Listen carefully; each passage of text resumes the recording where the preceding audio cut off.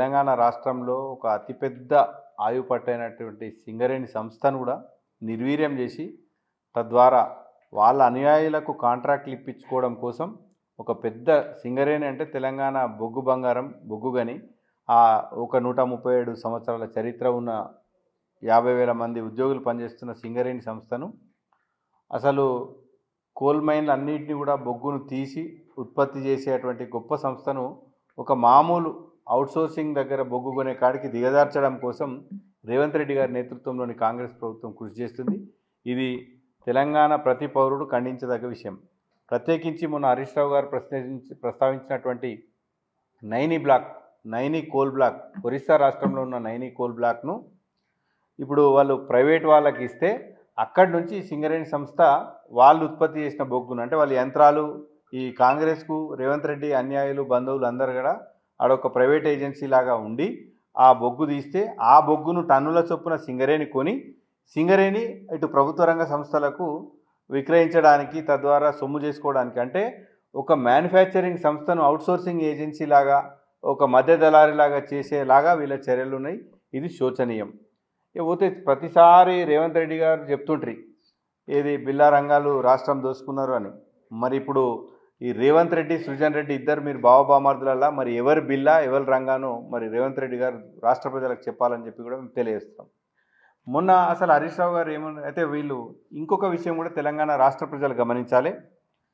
Congress BJP ఏక్ high తెలంగాణకు loot రై అనే నినాదం తెలంగాణ ప్రజల్లోకి బలంగా వెళ్ళింది. వీళ్ళు వాళ్ళ మీద వాళ్ళు వీళ్ళ మీద చెప్తున్నారు.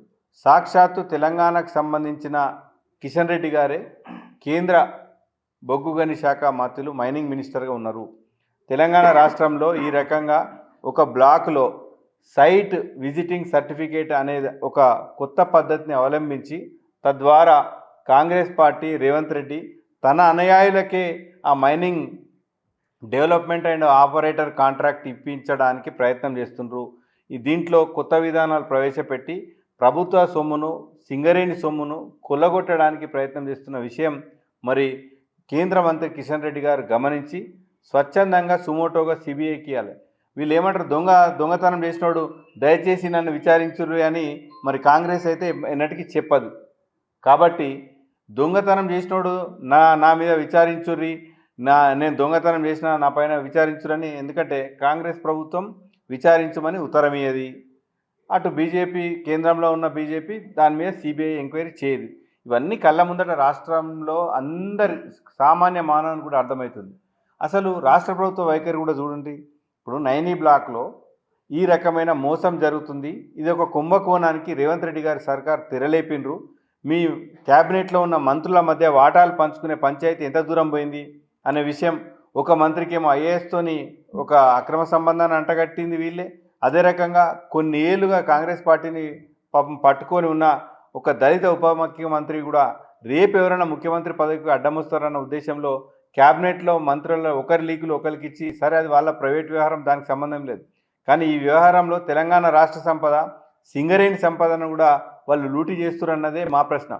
మొన్న హరీష్ రావు గారు ప్రస్తావించారు, మీరు ఇట్లాంటి ప్రజా ధనం దుర్వినియోగం అయితే సిట్టులు ఉన్నాయి, ఎంక్వైరీలు ఉన్నాయి, కేసులు ఉన్నాయి. అసలు లూటీ చేస్తున్న మిమ్మల్ని విడిచిపెట్టి 6 గ్యారెంటీలు అమలు చేయాలి, తెలంగాణ రైతులకు రైతు భరోసా ఇవ్వాలి, రుణమాఫీ చేయాలి, మహిళలకు 2500 ఇవ్వాలి, విద్యార్థులకు స్కూటీ వంచాలి, నిరుద్యోగులకు నిరుద్యోగ భృతి ఇవ్వాలి, జాబ్ క్యాలెండర్ ఇవ్వాలి, 2 లక్షల ఉద్యోగాలు ఏమైనాయని చెప్పి తెలంగాణ ప్రజలందరి గొంతుకగా మారిన హరీష్ రావు గారి పైన ఇట్లా అక్రమమైన కేసులు అనవసరమైన విచారణలు చేపట్టి హరాస్ చేసి మానసిక స్థైర్యం దెబ్బతించాలి అనే ఒక కుట్రపూరిత ఉద్దేశంతో ఈ రకంగా చేస్తున్నారు. మరి ఇప్పటికైనా రేవంత్ రెడ్డి గారి నేతృత్వంలోని కాంగ్రెస్ ప్రభుత్వం తెలంగాణ ప్రజలకు మాట ఇచ్చినట్టుగా మరి వాళ్ళు పరిపాలన అంతా గాలికి వదిలేసిండ్రు.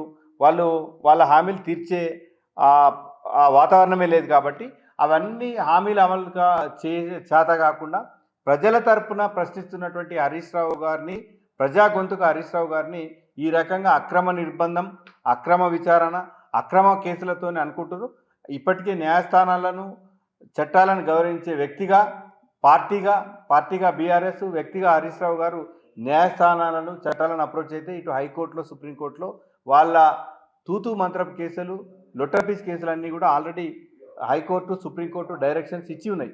అయినప్పటికీ మీరు ఎన్ని విచారణలను చేసుకోండి, కానీ దీనికంటే మొదలు ఈ నైనీ బ్లాక్ వ్యవహారంలో రేవంత్ రెడ్డి గారి బావమర్ది సృజన్ రెడ్డి గారి పాత్ర పైన వెంటనే ఎంక్వైరీ చేయాలి, దానికోసం చిట్టేయాలి అని చెప్పి మేము బీఆర్ఎస్ పార్టీ పక్షాన డిమాండ్ చేస్తున్నాం. ఈ మళ్ళొకసారి ఈ తొండలరెడ్డి, ఇప్పుడు కొండలరెడ్డి తమ్ముడు తొండలరెడ్డి ముఖ్యమంత్రి గారు, ఆయనకు యాక్చువల్గా తొండలరెడ్డి అనే పేరు పెట్టారు, కానీ మధ్యలో బాగుండదని రేవంత్ రెడ్డి మార్చుకున్నట్టున్నారు. ఈ విషయం కూడా తెలంగాణ ప్రజలు గమనించాలి. ఈ తొండలరెడ్డి గారు వెంటనే, ఎందుకంటే ఎవరికైనా లాగుల తొండలు ఇడిస్తా, పేగులు మెడలేసుకుంటా, ఎవరి గుడ్లు దిగి, ఇప్పుడు మరి తెలంగాణ ప్రజలు ఈ సింగరేణి సొమ్మును అక్రమంగా స్కామ్కు తెరలేపినటువంటి ఈ రేవంత్ రెడ్డి గారి నేతృత్వంలోని ప్రభుత్వం యొక్క గుడ్లు వీకి మరి తెలంగాణ ప్రజలు గోటీలాడతారు, జాగ్రత్త అని తెలియజేస్తూ, ఇకనైనా పట్టపగలు బహిరంగంగా ఈ కోల్ బ్లాక్ టెండర్ల విషయంలో అక్రమానికి, స్కామ్కు, కుంభకోణానికి తెరలేపినటువంటి కాంగ్రెస్ పార్టీ వెంటనే తెలంగాణ ప్రజలకు క్షమాపణ తెలియజేసి చట్టపరమైన విచారణను ఆరంభించాలని, దీనికోసం సిట్టేయాలి. అటు కేంద్ర ప్రభుత్వంలో ఉన్నటువంటి కిషన్ రెడ్డి గారు కూడా సుమోటోగా భావించి సిబిఐ ఎంక్వైరీ చేయాలని చెప్పి మేము బీఆర్ఎస్ పార్టీ పక్షాన డిమాండ్ చేస్తున్నాం. అదే రకంగా తెలంగాణ ప్రజల ధనం లూటీ అయితే తెలంగాణ ప్రజల రక్షక కవచమైనటువంటి కేసీఆర్ నేతృత్వంలోని ఈ గులాబీ జెండా ఊరుకోదని చెప్పి కూడా మేము హెచ్చరిస్తున్నాం. కాంగ్రెస్ పార్టీ వారి యొక్క భాగవతాలు మొత్తం ఇలా బయటపడతా ఉన్నాయి. 2 సంవత్సరాల పాలనలో సాక్షాత్తు ఉప ముఖ్యమంత్రి గారే తన తెలంగాణ ప్రజాభవన్లో ప్రెస్ మీట్ పెట్టి టెండర్లను రద్దు చేస్తున్నామని చెప్పేసి ఒక ప్రెస్ మీట్ పెట్టిండు. దీనికి కారకులు నా మీద ఎన్నో అభియోగాలు మోపుతా ఉన్నారు. నేను వైఎస్ రాజశేఖర్తో తిరగడం వల్ల, నేను నా ప్రియమైన నాయకులతో నేను ఉండడం వల్ల నా మీద కక్ష కట్టిరు అని చెప్పేసి మాట్లాడాడు. సంతోషం. అంటే దీన్ని బట్టి అర్థమైంది ప్రజలకు, ఉప ముఖ్యమంత్రి కానీ, ముఖ్యమంత్రి కానీ, ఇలా మంత్రివర్గం కానీ కమిషన్ల కొట్లాట జరుగుతుందనేది సాక్షాత్తు ఉప ముఖ్యమంత్రి గారే మనకు బహిరంగంగా చెప్పేసి. సో ఇది క్షమించరాంది. కాంగ్రెస్ పార్టీ అంటే కుంభకోణాల పార్టీ. ఇలా టెండర్లు కూడా రద్దు చేస్తున్నామని చెప్పారు. గదే క్వశ్చన్ గదే ఎప్పుడు చెప్పారు? హరీష్ రావు గారు పూర్తిగా ఏం జరుగుతుందనే దాని మీద పూర్తిగా ఆధారాలతో బయట పెట్టేదా కానీ సోయిరాలే వీళ్ళకి. ఇలా కమిషన్ల కోసం ప్రతి మంత్రులు, ఇలా బట్టి విక్రమార్క వర్సెస్ ముఖ్యమంత్రి గారు పెట్టుకున్న దానిలో కమిషన్లో కొట్లాడొచ్చి టెండర్ల కాడ లావాదేవీలు ముట్టనట్టున్నాయి. అందుకే ఇది వచ్చింది. కానీ దీనికి అర్థం కాని విషయం ఇంకొకటి ఏంటంటే, బీజేపీ పార్టీ వాళ్ళు కిషన్ రెడ్డి గారు కానీ, అదేవిధంగా బండి సంజయ్ గారు, గతంలో బీఆర్ఎస్ పార్టీ పైన బండి సంజయ్ గారు అంటే లేచి నిలబడి మాట్లాడుతుండే. మరి వాళ్ళు ఎక్కడ పోయినాను? దీన్ని బట్టి అర్థమవుతుంది. మీరు ఇంతకుముందు అన్నట్టుగా కాంగ్రెస్ మరి అదేవిధంగా బీజేపీ పార్టీ 2 దొందుగా పొత్తుగా వెళ్తూ ఉన్నాయి. బడే చూడమే. సో దీనిలో బీజేపీ పార్టీ వాళ్ళకి పాత్ర కూడా ఉన్నట్టుగా కనిపిస్తూ ఉంది. ఎందుకంటే ముడుపులు మంచి వాళ్ళకి అంతున్నట్టే, అందుకే ఏ ఎంపీ కూడా దాని మీద స్పందిస్తలేదు. సో ఇది మేము బీఆర్ఎస్ పార్టీ పక్షాన డిమాండ్ చేస్తున్నాం. ఈ ఏదైతే టెండర్లు జరుగుతున్నాయో, మొన్న కూడా ఇంకొక టెండర్ చూసినాం మనం, సమ్మక్క సారక్క 300 కోట్ల రూపాయల టెండర్ విషయాల్లో కొండా సురాక వర్సెస్ పోగులేటి శ్రీనివాసరెడ్డి, నా అంచెలు కావాలని నా అంచెలు గన్లు పెట్టి గన్ కల్చర్ తీసుకొని వచ్చేది. అంటే ఇవాళ మంత్రివర్గాలలో ఏదైతే పైసలు టెండర్లు పెడుతుంటారో పెద్ద ఎత్తున పైసల వాటిలో ఇలా కమిషన్ల కొట్లాడే జరుగుతుందనేది స్పష్టంగా అర్థమైంది. సో రాబోయే రోజుల్లో ఖచ్చితంగా ఈ ప్రజలు దీన్ని అర్థం చేసుకుంటారు. ఈ రేవంత్ రెడ్డి ప్రభుత్వం అనేదే, కాంగ్రెస్ ప్రభుత్వం అనేది పూర్తిగా తెలంగాణకు మోసం చేస్తుంది, తెలంగాణ పూర్తిగా భ్రష్టు పట్టిస్తుంది. కేసీఆర్ గారు అన్నట్టుగా సర్వభ్రష్ట పాలన అవుతుంది. దీనికి ఖచ్చితంగా తగిన గుణపాఠం బీఆర్ఎస్ పార్టీ చెప్తుంది. Local to global news at your fingertips. మీ చేతిలో ఒక ఆయుధం. Download raw TV app. Media legend Ravi Prakash is back.